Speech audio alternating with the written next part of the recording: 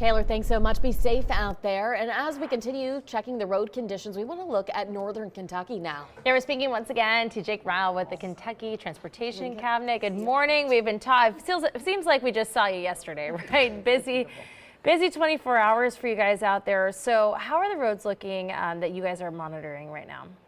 Well, good morning, guys. Yeah, I hate to use this saying of night and day comparisons, but when we're looking at what we were looking at last night compared to what we're looking at this morning on the interstates, they're in much better shape as far as getting that snow removed off of most of the lanes. There are some areas still on our interstate system that might only be down to one lane that might be showing the blacktop. So you want to make sure that you take plenty of time if you have to be out on the interstate system in Kentucky. Right now, our crews, they're working those rotating 12-hour shifts, and right now they're really focusing on our priority A, B, and C routes, which are our, priority A is going to be most of your, first responder agencies and the government agencies and hospital routes that we have in our district. But then you go down to B and C routes, and those are a little bit more less, I should say, less traveled roads.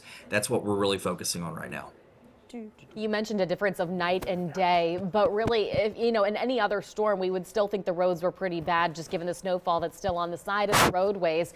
What would you just say as far as the timeline of when you expect the roads to actually be truly clear, given this is a multi-day event? Yeah, it's going to be really, really hard to tell how, when we say clear, we're talking about no precipitation or moisture on the road. So getting into that point is going to be very difficult with what we're seeing in the next couple days with the sub-zero temperatures and those, wind chills that feel, like what you guys were saying, down to like minus 20 degrees. It's going to be very, very difficult to try to get all of that removed off of the roads, especially on the back roads. So we know we're in this for the long run. It's going to be a prolonged event.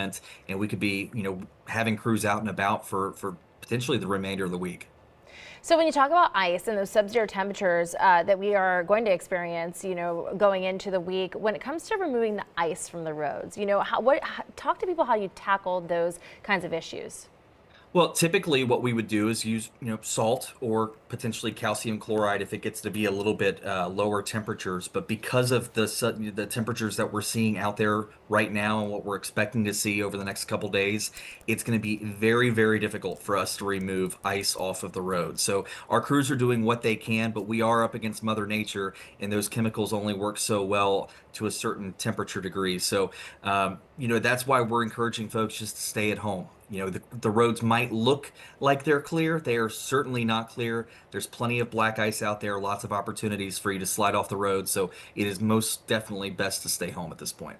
All right, Jake Ryle with KYTC. We appreciate your time and, of course, all the hard work your crews are doing. Stay safe out there.